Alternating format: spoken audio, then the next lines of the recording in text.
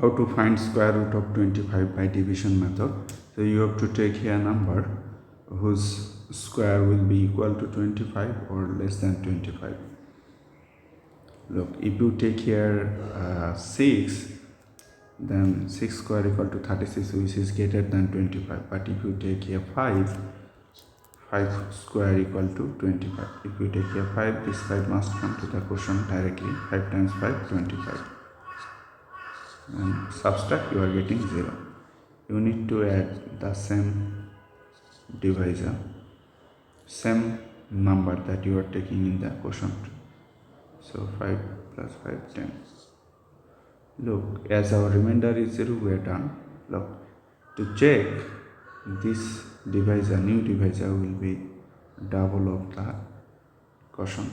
5 plus 5, 10. Okay, so the square root of 25 is 5. So this is the answer.